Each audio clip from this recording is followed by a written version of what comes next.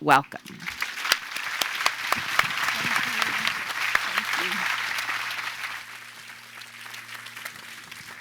Hello. Hello. Hello.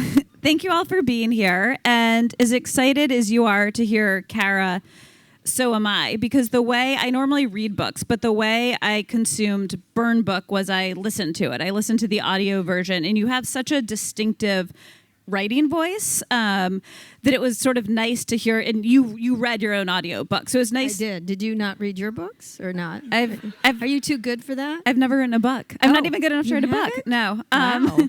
Feels like you've written a book. I feel like if you added up everything I've written, it could be a correct. book. Yeah. But yeah, so it was this amazing experience to hear Kara's actual voice in my ears, with a very distinctive writing style. And while I was listening, I kind of listened everywhere. I jot down on my phone like, oh, that's something I want to ask her, and that's something I want to ask her. So we will get into the political stuff and Epstein and cryptocurrency, but I kind of want to quickly go through the questions I had as I was listening to you and jotting things down. Can you guys hear me? Is this okay? Okay. So one thing that came through in your book is while you were covering tech, you essentially had offers to work at nearly every major tech company, startup, etc. And I'm curious, barring the ability to have bought a Gulfstream, was there anything that... That is not an insubstantial thing to have traded away. I actually, a little bit of me regrets it because I was offered a very early Google, early Facebook, early all of them pretty much, and including early MySpace, which was, I definitely knew that was going south. So, and I, at the time, I think one of them, maybe it was Amazon, they wanted an editorial director. It was really small, and I had gone to help actually Jeff Bezos find an office in a really shitty part of Seattle. Mm-hmm. And so they were sort of forming themselves like, oh, we love books, which they hate books, but they want an editorial director. And I think I said something to Bezos or whoever was asking me, like, I have a job at the Wall Street Journal. Why would I do that? Like kind of thing, which was really stupid. Ted Leonsis, for many years, sent me how much I'd be worth had I taken the job at AOL, and he'd just laugh. He'd go, oh, $500 million, that kind of thing. Was there anything, again, other than the not insubstantial money, was there anything that had you been constitutionally suited to do anything other than journalism that actually felt intriguing or fun, or what was definitely. that? I understood the power of it at the time, and I think I probably would have had, I don't think I would have turned into so many of them and probably would have had a good impact as a leader in one of those places. Although I wasn't a tech person, so they don't respect people who are not tech people. So that was a problem. The PR people, the HR people, whoever, and they sort of treat them like second-class citizens. So that was one thing, but I have a good personality to push back on that. So, and then, having the money would have been helpful to combat things, right? If you had several billion, I have an idea of what I'd do with it. Yeah. And so that could have, but you see Reid Hoffman doing that. I mean, I'm more in his zone. Yeah. And some others, Roger McNamee and others, who are using their ill-gotten gains to do good things. So I would have done the same. And you also write about I did marry someone who worked at Google. That's true. Megan Smith, who became the CTO under Obama, and she was working at something called Planet Out. And the Google guys, I had met them very early, and they liked her a lot, and were sort of sniffing around whether she would work for them. And I was like, you should go to Google. I think it's going to be big. And she did, She has a really nice house in Washington now.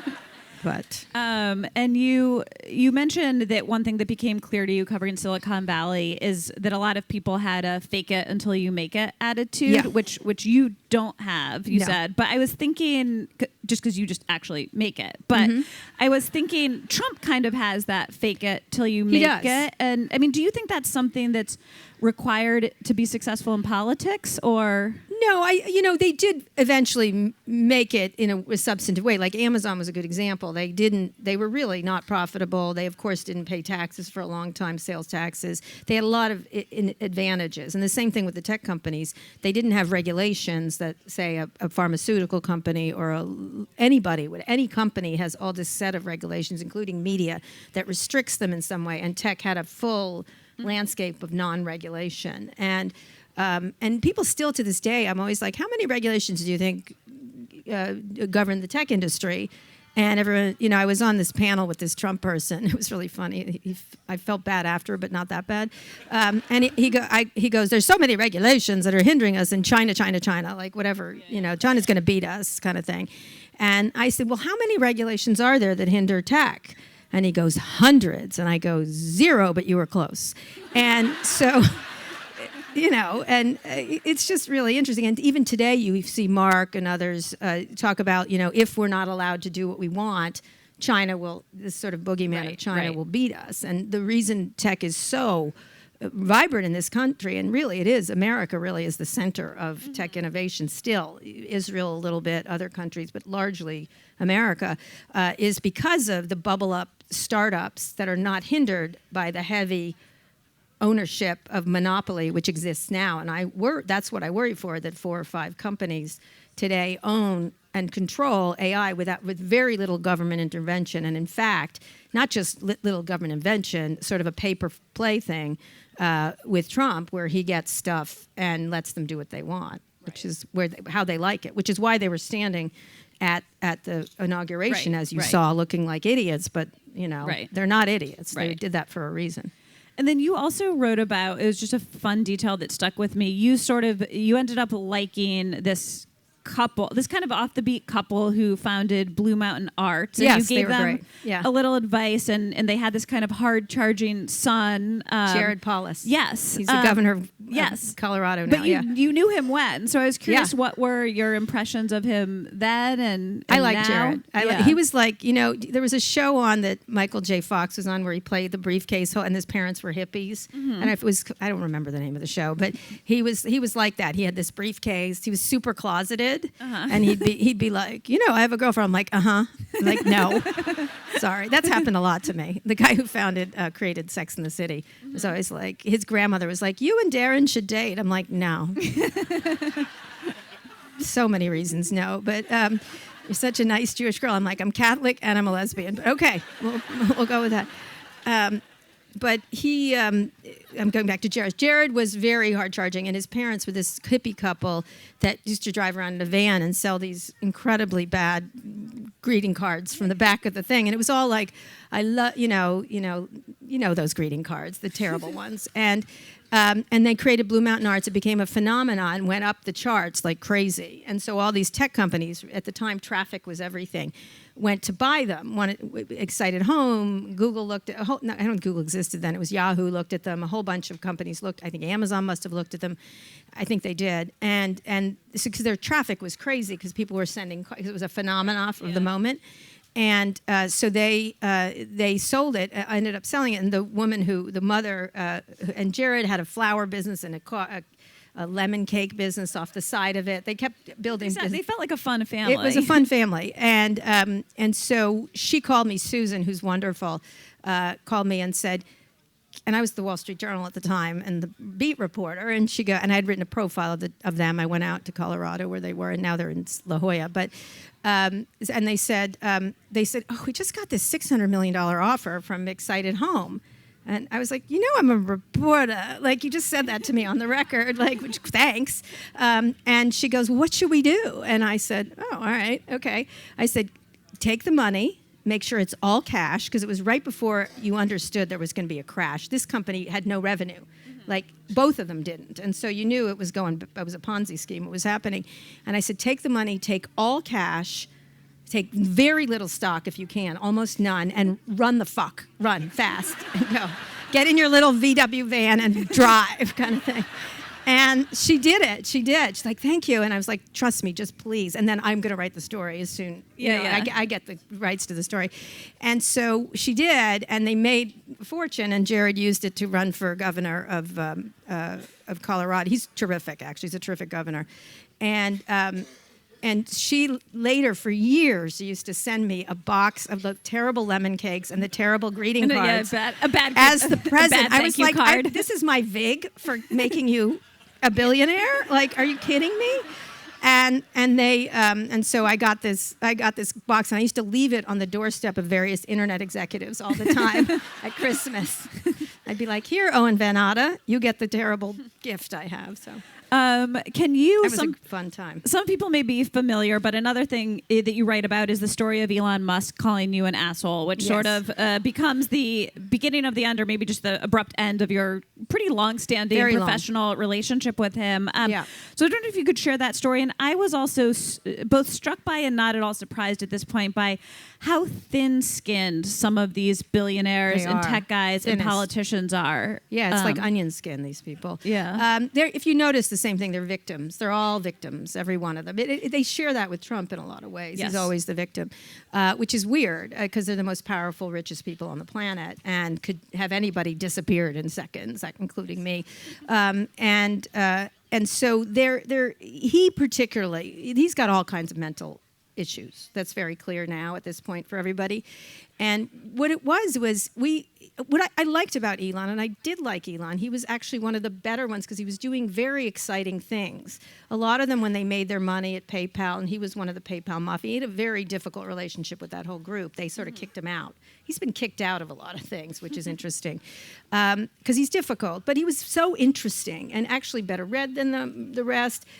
A big thinker in a way, and not a mile wide, foot deep thinker like Mark Zuckerberg, who just doesn't know anything really. But Elon had a really interesting brain. He really did. I wouldn't call him a genius, but he put things together. And so he was during COVID, and we spent a lot of time. I interviewed him a zillion times and everything else. But I was really struck by how cool the stuff he was doing. Whether it was Neuralink, whether it was even the digging the holes. It's interesting. Yeah. The energy stuff. Tesla is a clear win for him, and he didn't invent it. That is absolutely true, but he's like Steve Jobs in that he pushed it forward. Steve didn't invent it. It was Wozniak and others, but Steve was the visionary behind it. And so Elon had that, and you have to attribute he didn't invent the electric car, but he popularized it in a really important way, and had the guts to do it. Same thing with rockets. Had the guts to blow up rockets. Everyone's like, no, it takes a set to blow up rockets, right? The only thing that he says, he insults NASA. I'm like, they can't blow up rockets. You can blow up rockets. Stop insulting them. If they could blow up rockets, they could be successful, right? And he's still not been successful, by the way. He's blowing up a lot of rockets lately. So what was interesting, I used to enjoy talking to him, but then COVID, something happened. He became very conspiracy theory minded. He got very deep into Twitter. He started to really like the attention from his stands, and he was always difficult. He was always yelling at people who didn't like Teslas and very defensive. But something happened during COVID that I don't quite understand, mental illness, or he started talking about the deep state, trying to stop him. At one point we did an interview, and he said, if Tesla doesn't succeed, humanity is doomed. And you're sort of like, okay, interesting, narcissistic, problematic. I was like, are you kidding? I was talking to someone earlier today, someone else who was a doomer about AI said to me, if you don't kill Sam Altman, humanity is doomed. I was like, that's the plot of the Terminator, but okay. It is. It's the actual plot. So he started to drift then, especially as they were closing down his factories. And the company had an existential crisis because it wasn't making enough money. He had been in that valley of death of cars and EVs and everything else way before anybody else. And so he really thought that if Tesla didn't succeed, he would die. I mean, he would die, it would die. He slept on the factory floor. Very dramatic, all stuff like that. Which presaged him sleeping on the floor of the EEOB. That's in the right. White House. Right. That's a thing for him. And I would always go when he goes, I had to sleep on the floor. I'm like, there's a hotel next door. Very dramatic, very the chainsaw, very like him. He's very performative. And so, which was a problem for him, actually, in the end.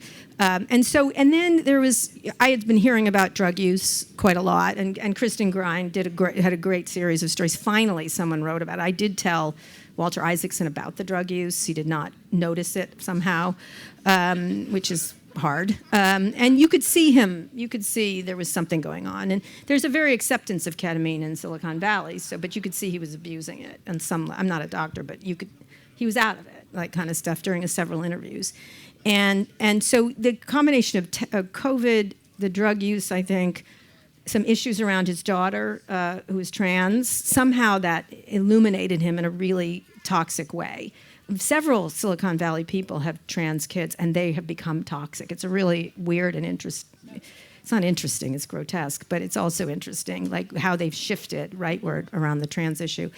And so he started to get like that. And during that time, he was with Crimea. He was geofencing Crimea. And I had been approached at a party at the French, the French embassy parties. You've been to them. They're fun. So great Possible time. I was there. Great time. Yeah. So this Ukrainian official approached me and said, "Are you Careless Swisher?" I said, "Yeah." And he said, "We need Elon not to geofence Crimea." And I was like, "What?" Like, that's a hell of a way to be a middle woman. I know, right? And can you talk to him? I'm like, "No." Like, why isn't the Defense Department talking to him? Like, and they go, well, he doesn't believe, he thinks it'll start World War III. I go, okay. Like, I didn't know what to do. I was like, cool. Like, I didn't know what to do. And so I did tell some people, I was like, y'all need to like get on this story. And so he started to do stuff like that. Like, it started to get strange. Mm-hmm. And so during a Washington Post story, they were talking about paying him for Starlink, which they should have paid him. And so I agreed. He's a vendor like Lockheed or anything else. Right. And he was doing it for free, which was amazing, right? And helping the Ukrainians. And he said, someone said, Elon, no matter what, Elon's going to Elon. And I literally wrote a tweet that said, boy, is that the truth? Elon's going to Elon. That's all I wrote, and I had agreed with that he should be paid. I agreed with him. So I said that, and his brother wrote back, "No good deed," right? Mm-hmm. And I was like, okay, like his brother's the one that follows him around and wears a cowboy hat and stuff like that. So I don't check my email ever, like at all. And he and I had been talking about the Twitter purchase a lot because I had been doing a bunch of stuff on Twitter in the Spaces thing. And I had just gotten a big ad deal for it. And he's like, well, how did you do that? He was really I'm like, okay, I think this is the way you can make a business with these gatherings, et cetera.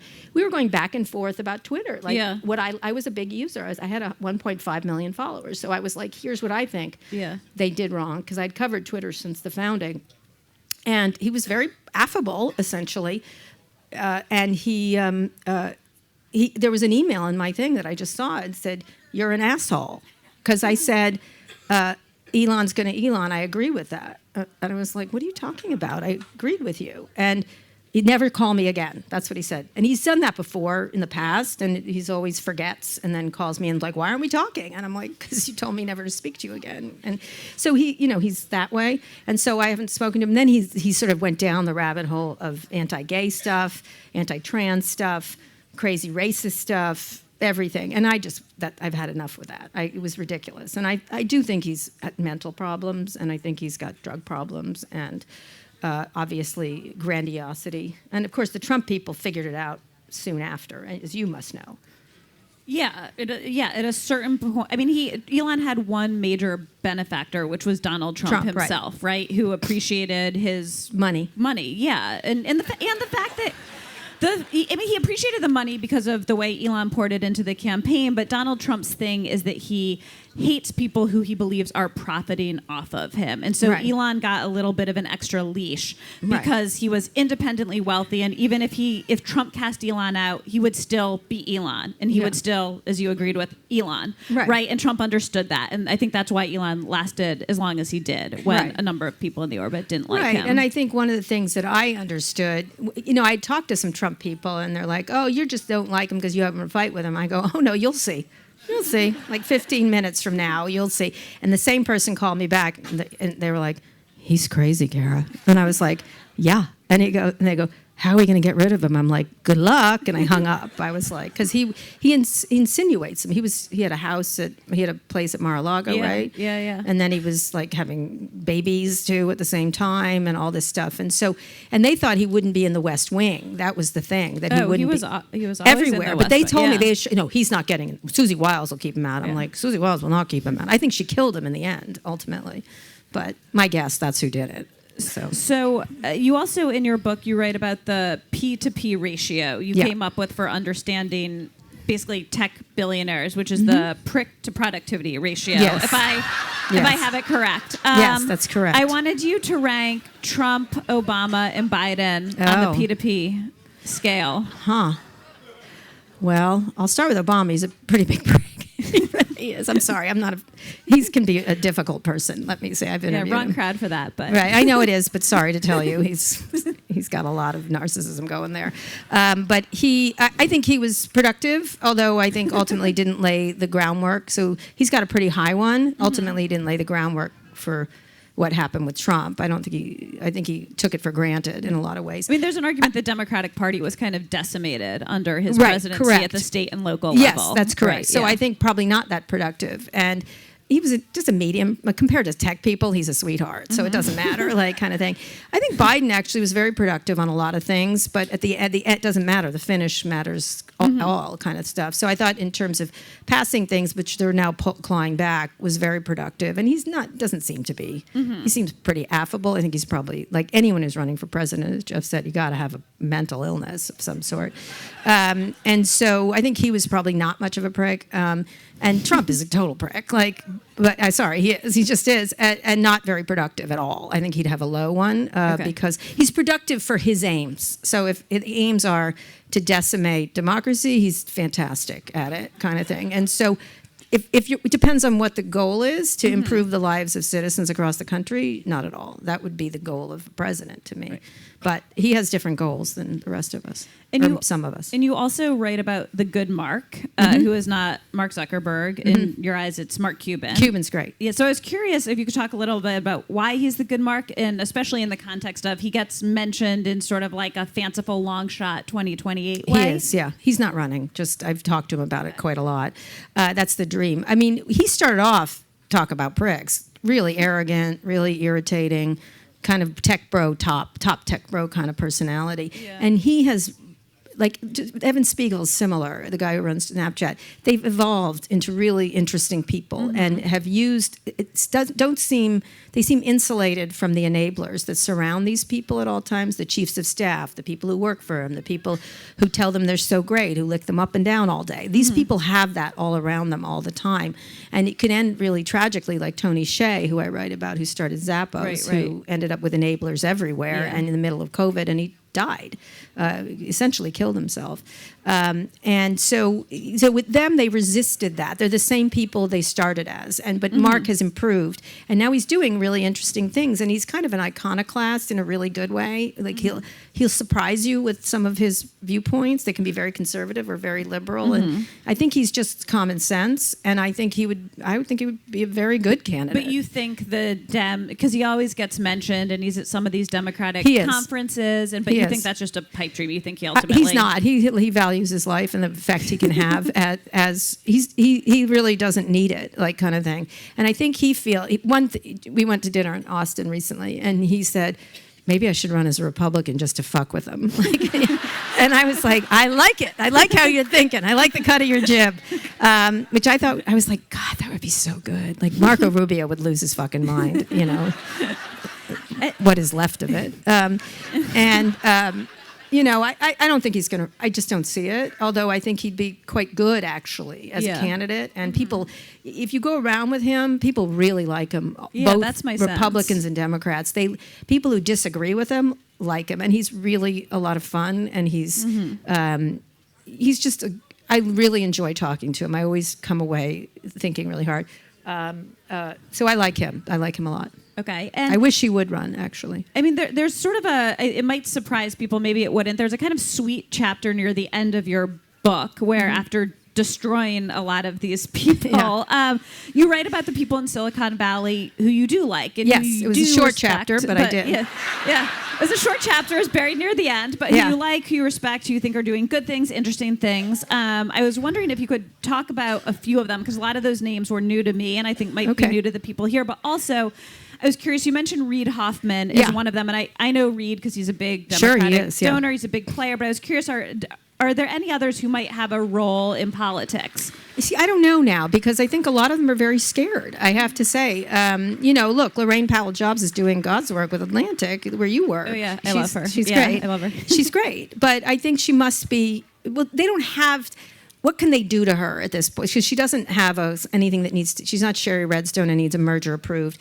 They could make her life uncomfortable, I would suspect. And I don't think she's a very shy and private person. And so I think that she's doing amazing stuff with the Emerson Collective and everything else, but there's only so much she can do. Melinda Gates, another person I have a lot of respect for, it's all women. It's really interesting. She's doing a lot with her pivotal ventures, and I think interesting way she's just interesting, and she's been outspoken, if you've noticed. Mackenzie Scott is fantastic. She was always fantastic. I was always like, why are you married to that asshole? Even back when. He was an asshole back when, just so you know, just FYI. Everyone's like, oh, he's changed. I'm like, not at all. He just has more muscles because of HGH. It's fine. Whatever. That's what he wants to do. Come on. Look, they always talk about women, like, what did she do? And everyone's like, oh, no, he didn't do anything. I'm like, stop it. Like, stop it. He totally did. But I will say, I will argue that I thought he was a fantastic owner of the Washington Post. Because he wasn't paying attention. Yeah, but I love that. I love that. Like, because he wasn't interested. And he gave us all the money. But he wasn't interested in you. Right. That's so your point, it was like benign neglect. It That's wasn't correct. That's like right. a principled stance. No, not at all. Fair. He liked to cosplay that, but he's not like that. He's like what he is now. That's who he is. Okay. 100, the thirsty middle-age crisis asshole is who he always was. So, well, so sorry, he is. Yeah. So you listen to the things he says. It's insane. It's just that letter he wrote after the Kamala thing. First of all, badly edited. So it was. It was like I was like, can you not like punctuate properly? No, because probably I'm not going to play the role of Bezos defender. All right, okay. All right. And anyway, so lots of people. Let me think. Who else? I like Evan Spiegel. I think he's a really thoughtful and interesting product creator. I go back and forth on Sam Altman, but I met him when he was 19, so we have a long relationship. I think there's really good parts of Sam Altman. There's also incredibly venal and manipulative parts of Sam Altman. So I prefer him if I had to pick. Yeah, I'd prefer him. I love Satya Nadella. I think he's really an interesting leader of Microsoft, and I think he's smart and thoughtful. Again, he's an adult, and he has children. He's had children with disabilities, and just he feels like a person who has a life. Yeah. Tim Cook, I like a lot. I think he's thoughtful and interesting. He's got a lot of challenges. So there's people like that. There's a lot of people like that. Reed Hastings, I think he's terrific, who started Netflix. I like Ted Sarandos. But they're all, ultimately, as I said, they're all interested in shareholder value. So ultimately, if they have to choose, they'll be right up front at the Trump administration for doing that. At the third term inauguration. Well, yeah, sure. Why not? I mean, you also have a couple journalism questions. You talk about a top executive asked you why people leak, why you get all these scoops, why people leak to you. And I wanted you first to talk about that answer. Why do people leak to you? I mean, I think it's a million different reasons, right? Sometimes you've had a really long personal relationship, right? And I think leak is a little misleading. Yes, sometimes somebody comes to you with something that is just pure gold and you get to publish it, but that's often not how it works. It's often you have a little bit of something and you go to someone and you know something and they're forced to and they're forced to play ball, or they think they're being treated unfairly and they want their perspective out, or you're doing a profile of them and they're not participating, so you call everyone around them, and when like the 9th person who they played JV basketball with calls them and says, hey, Kara Swisher, Ashley Parker reached out, they decide, you know what, maybe I should participate. I mean, there's a million different reasons. There's you got to know someone as a young advanced staffer, and now I'm middle-aged and they're running a campaign and you have a relationship the way you have with tech people. But what was your key answer? Well, I think ultimately I tried really hard not to have leaks from people who had a bone to pick, right? That's all. You have to be really careful but although people have a bone to pick sometimes know what they're talking about. You at least need to understand their what motivation. Their bone is and what their agenda is. So in that case, when I wrote about that, it was at Yahoo, who I was such a nuisance of, because they were running that company into a wall on a daily basis. And so one of the things this was a woman, Sue Decker, who I really like, actually ended up being friends with when she after she left, because I think she's a really thoughtful person. She called me and she was really quite frustrated, and she goes, why are they leaking to you? Like, nobody did that, but she did. And so I said, they're leaking to me because you're not listening to them, and you listen to me. And so that to me was ultimately, there was some big issues there, and she wasn't being a good manager. And when I wrote it, it mattered. Like it got her attention. And so to me, that was the case. Sometimes there's like in the case of Uber, we did a lot of these stories about Travis Kalanick to help get him fired, but which he totally deserved to be fired. I think there was one person who. The story we wrote was Travis and some others had taken a woman had gotten raped in an Uber in India, and they got her medical records like illegally to try to discredit her that she wasn't a virgin. Or it was so disgusting, and I was personally disgusted. And they lied about it, and they had it, and someone in the company was horrified that they had the records and were talking about them. What can we do? Right. And so they called me, and they just couldn't countenance what they were doing. Right. And that was why, because it was horrific. But many people, let me just tell you, don't do that. They go along with it because of the money, because the money is so big. Like right now with AI, for example, these are billions of dollars. And the question is, do you take the money and sort of live with yourself, or do you say, fuck this shit and get out? And so it's hard. And I think what you said about Yahoo, that's certainly true for what it's worth with the Trump administration. Sometimes people think that the president will be more persuaded by reading something on the front page of the Washington Post. And that's absolutely true. And that is true. Or seeing it on Morning Joe, and that is the better way to make their case to him than in the Situation Room. Sure, 100%. And you also, you mentioned this sort of flirt and betray style of journalism that was very popular in the 90s. Still works. But I wanted to ask you how you would describe sort of your style. I'm really honest, and like I do a lot of reporting. Reporting is when I'm not a big reporter now, but I was a really good reporter.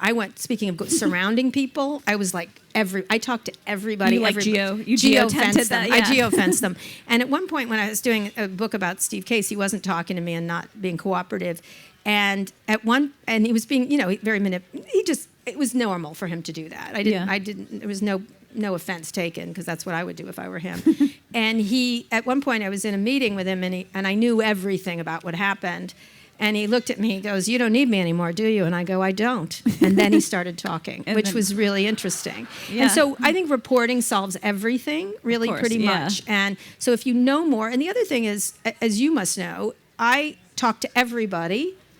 They only talk to their little group of people, so I know more than they do about everyone else. Right. And so often I would get a call, or I'd get a call and I would know more than they did, and they needed to know. And so I didn't trade information, but that was one thing. Yeah. And then the last thing is, one of the things that's great about really great reporters, all of them, is they know how to strategically figure things out. And so I'll give one example, which is in the book, is Yahoo was buying, someone called me and said, when Marissa Mayer was running it badly, so they're buying something for $1 billion. And so and that's all I got. That was the tip. And I was like, okay, what do I know about her? I know her personality and what she would look at, because she was very strategic. So I made a list of companies that she would be interested in because of the splash, the PR. So I knew her, and I knew she'd want something that was super splashy. The second thing was what cost $1 billion. The third thing was who owned these companies. And I started calling around to the companies I thought she might buy. The second person I called for the second company, I get on the phone, I go, "So Yahoo's paying $1 billion for the company you invested in?" And they go, "How did you know?" You're like, yeah. And I lied. Was that Tumblr? Tumblr. That was Tumblr. I remember that. Which then sold for $3 million many years later. She paid $1 billion for it. Nice job, Marissa. So Elsie, it is time for questions, but I have two more very quick personal questions I want to ask you, and then we'll go to audience questions. Sure. One was you wrote about how Cheryl Sambergs' late husband really changed your approach to parenting. Yes. And I was just, if you could share a little bit. He died very suddenly of a heart embolism. And he was a wonderful guy. Like, I don't say I'm friends with many. I'm not friends with Cheryl for sure. But I liked him a lot. He was thoughtful, interesting entrepreneur. He loved the media. He had a lot of media-related companies. And she had these things these Cheryl things where she had ladies of Silicon Valley. Yeah. Did you ever go? No. Yeah, anyway. So she would have them. And Cheryl, very typical of Cheryl, she'd have a guest like Ballmer or Oprah or whoever. And she always made me ask the first question. And it was always difficult and painful. And then she'd plot with me. She's like, "Okay, what are you going to ask?" Yeah. And then whenever I asked it, she'd go, "Oh, Kara, you're always so bad. Like she'd pretend that she had no idea I was going to ask it. She's so ridiculous person. So, but he was just this wonderful parent where I walked into the kitchen and he was working with his kids on math. And I remember looking and thinking that's the kind of parent, and my kids were very little at the time. His were a little older. And he just was so present for them and really amazing. And you did not see that as these people got richer and richer. You saw that less and less. And so it was really heartening. And he was a lovely man who died well before his time. Had he still lived, I think things at Meta would have been very different because he had a real impact on Cheryl. And I think she went astray. And a real moral compass. Yes, he was a real moral compass for her. I think he kept her... He understood what was happening there. As supportive as he was of Mark and Cheryl, he had an impact on them in a consequential way that left the And last scene. personal question, you also at the very end of your book, you write about how you made an OKR stands for what? Results. It's basically results. But it's like a business plan. It's a business plan that Silicon Valley people would make, and you kind of looked up one day and made an OKR for yourself about what you wanted in a partner, and that's how you ended up with your wife, Amanda. I did. I made a list. I literally made a list. You could just talk it was just such a striking scene, and I didn't put everything I wanted on the list, but it's objective and key results. Oh yeah, objective and key results. Yeah, I just was like, I gotten divorced, and I have a very friend. I get along with my ex. My ex right now is dealing with my irritating mother right now, so I love her. She's fantastic, and we have two beautiful boys too. So we spent a lot of time talking about them. I just made a list, and I was like, I'm not like the secret person, like you decide what your thing is, and then it manifests. That's such bullshit. But I was like, I think we don't think about what we want. And so I wrote down the things I wanted. And I was like, let's not stray from the things I want. And I think people, especially women, and I don't mean just romantically, don't do that. They think about what's offered to them versus what they want. And so I thought that was actually, OKRs were kind of effective. It's like, what do you want to do? Where do you want to get? It's so romantic. Amanda's here. I'm sure she's horrified. But she was the first person you met after you made that list. Yes. Lydia Polgreen's wife, Candy Feet, said, I have someone I want you to meet. I have 3 people. Mm-hmm. And I had just broken up with someone. It was not a great relationship after I had after my marriage. And so I said, okay, I'm open to it because that was one of my OKRs. Let me send you my OKR. Let me say OKR, but it was say yes to everything. And I actually was at a funeral just before the blind date, and I was all in black. I looked like Johnny Cash, really, pretty much. And I showed up, and we got along right away, and we were together. So I never got to number 2. So, although we met her later, she's great. She's really great. All right. So anyone who has a question for Kara, now is your time. So, questions.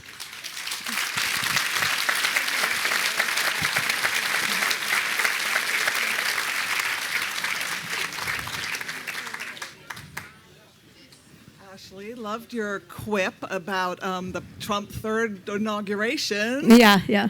But was it? And I'd love to get both of your thoughts on where that might be going. Which part? The third Trump inauguration? Third inauguration. Ashley would be a better person in this, but I don't think he's going to do it. I just don't. First of all, he's fucking old. Let's be clear. He's got cognitive issues that are so quite obvious. I think it'll be really interesting what happens. I mean, when Epstein happened, we didn't talk about Epstein, but I was on Pivot with Scott, and he's like, oh, it's another distraction. I was like, oh, no, because it's an online phenomenon. The Epstein thing has been a pillar of QAnon and the conspiracy theories, and it's linked in with deep state. I was like, this is not something he's going to shake, because it's at the core of his constituency, in a way that, and that's why you've seen Marjorie Taylor Greene initially, that sleazy Charlie Kirk, pull away, but then he, of course, felt Trump had more power. He's wrong. This Epstein thing has a life to itself. And it also, the Epstein thing, it gets at the distrust in the MAGA base, but frankly now in the Democrats, across the nation, in institutions, right? It's this idea that we can't trust institutions. You told us we couldn't trust this institution. The deep state was going to keep Epstein from us, and now they think their worst nightmare is coming true. The deep state is withholding information. So that's why it's unshakable, also, I think. And you may not have, I paid attention because Elon, when he was breaking up with Trump and the first breakup of Pride Month, was said an Epstein thing about the many things. He also he broke my ear off about deficits. He really cares about that for years and years, and he's right, by the way. But Epstein and pedophiles a very big issue with him. So for a long time, but when he put that up, I was like, oh no, this is problematic for Trump. Because everyone was like, Trump's going to get him. I was like, no. This is not Omarosa leaving the White House. This is Elon fucking Musk. And I was like, and then he apologized, took it down. Right, yeah. And everyone was like, oh, it's over. I'm like, oh, it's not over. He put that Epstein up for a reason. So he really started it, right? He put something up again in this latest moment. Of course he did, because he knows. He knows, because also he could manipulate the Twitter algorithm quite a bit. I think Trump doesn't realize how dangerous Elon Musk is to him, and quietly kind of stuff. So, and very briefly, first of all, I think it's against the Constitution. I don't like Trump likes to troll. The one thing I will say is there are people in his orbit, not even in the White House, but sort of in that MAGA world, who are very seriously thinking about ways how they could make this happen, including J.D. Vance at the top of the ticket and Trump as vice president, and then J.D. Vance stepping aside. Which he will not do. So it's not to say there's not real efforts afoot, but it seems pretty unlikely. Yeah, it'll be Weekend at Bernie's, really. They'll just be like... I can't. Excuse me. I think they're going to break apart spectacularly after he goes, because you notice whenever he's not around, they start to really. You see Marjorie Taylor Greene today. No. Do you guess what? Republicans are not nice to women. Marjorie just realized this.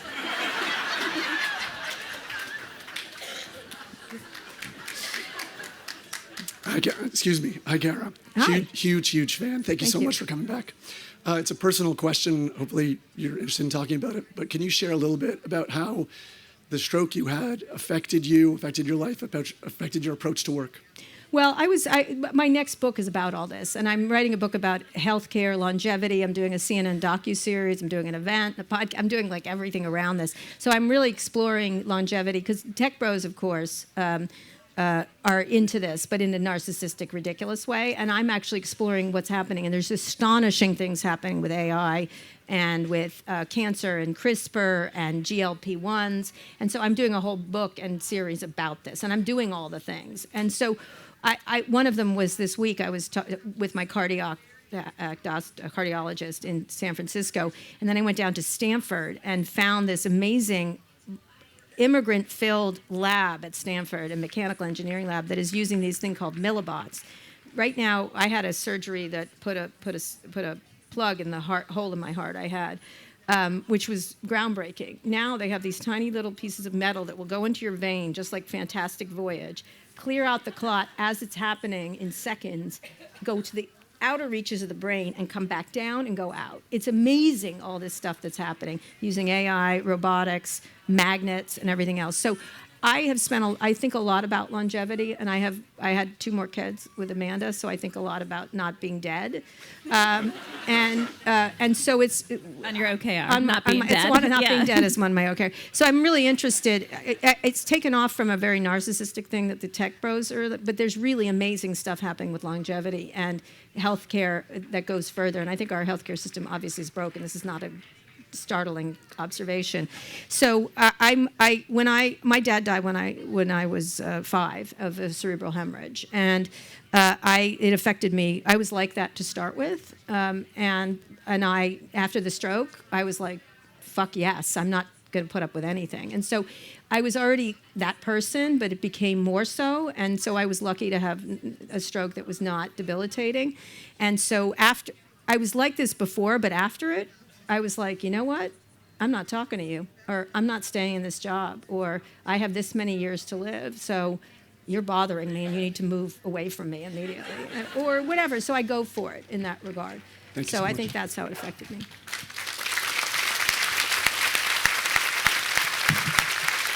Right, sorry. Hi. Hi. So many questions because you've got a perspective and a voice that you've used for a long time. Yes. But, something I'm hoping that you could comment on is the recent book was Careless People about Facebook. Yeah. And every page just has a what the F moment Yeah. on it. I've never seen anyone say it's not true. I've never seen anyone I didn't confirm interview it. her. I thought there. Well, do you have any comments There's a on reason I didn't. Mark and Sandberg and Cheryl? The whole I thought that crew? was a flawed book because directionally it was correct, but there was a lot of details. I was there, and it just didn't happen that way. It just didn't. And so you could see it if she thought it did. I don't think she was out lying about it. I just think she made herself the center of a lot of things that she was not this. And I know everyone who worked around her, and a lot of her stories centered her. Right. And I was like, I didn't see you. So if I didn't see you, I'm sorry. You weren't where you say you were. But directionally, she was correct. She had the sense of it. She just was an angry person too, a little bit. And very much like the people she was insulting. She's a little bit Right. like... You had made a comment before about people with an axe to grind. Right, exactly. And so I think she did, at the same time, a lot of the tone was correct, that, Careless People, I said that about them a long time ago, is that they have no interest in consequences, and they don't think they're to blame. They would, they're very much like the cigarette manufacturers, which Mark Benioff called them, and I think he was right. Before he started sucking up to them, which is typical of Mark Benioff. But and I like Mark Benioff a lot. But one of the things I do, but I thought he had it right, and he should have stuck with it. They had all these consequences, and then pretended it couldn't be our cigarettes that are killing people. Like it's something else. They're fat. They eat potato chips. It's their own fault. Like it's their own fault, kind of thing. And I do think Mark especially I still maintain the two people that are the most dangerous in Silicon Valley are Mark Andreessen and Mark Zuckerberg. Largely because Mark Zuckerberg presides over the biggest, and you should see the results this quarter. It was astonishing. I mean, he controls everything. 4 out of 5 people on the planet use a Meta property on a daily basis. Think about that.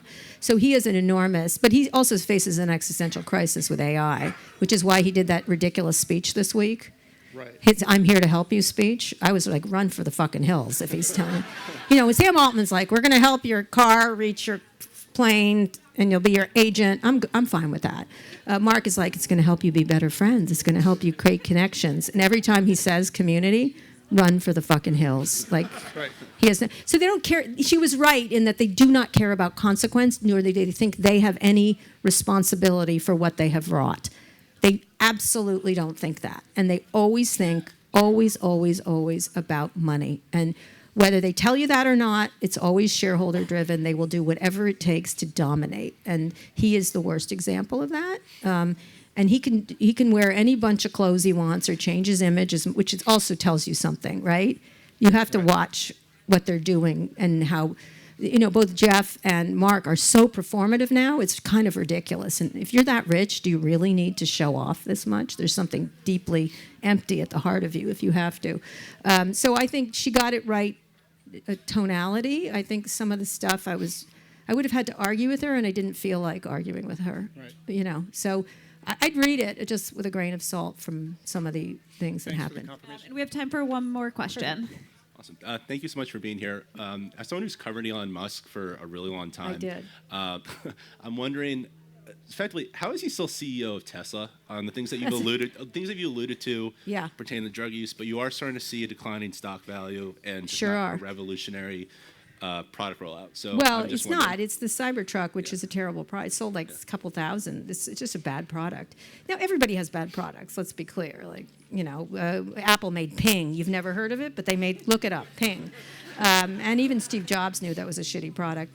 Scott and I have talked about this over and over and over again. It was a pioneer in car companies lost innovation. And one of the people, Elon was whining about, they're not buying cars because I like Trump. No, because you have shitty cars. Like, at the heart of it, they did not innovate, right? And he lost interest in it. And the reason why the board isn't doing anything is go look at how much money they're making from him.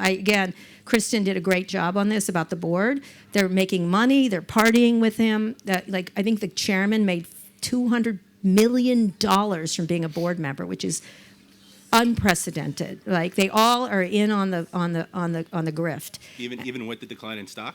No, they sold before, my friend. Oh, like, are you kidding? You think these people are going to suffer? No, the idiots who bought it are going to suffer.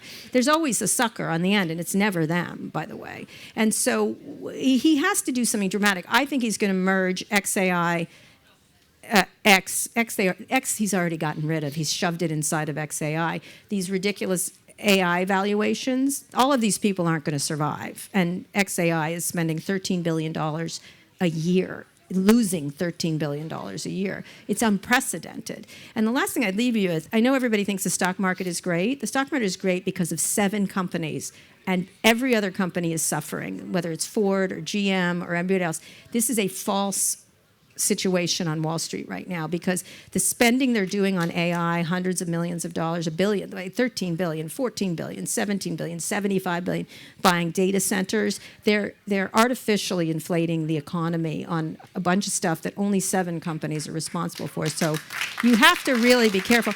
It's a game that you will lose. And the only way for Tesla to get back, and it's not going to get back, by the way, it's just not, because China has moved in here aggressively in Europe and elsewhere, is to create a car everybody wants to buy. And as much as you hate him, say, if he had a great car, you'd buy it. You all use Amazon, don't you? You're not thrilled with that Venice wedding. I think none of us are, right? So you'll use it if the product is great. So it's headed for trouble unless he pulls a rabbit out of that hat. Thank you. All right. Thank you, guys. Thank you. Kara.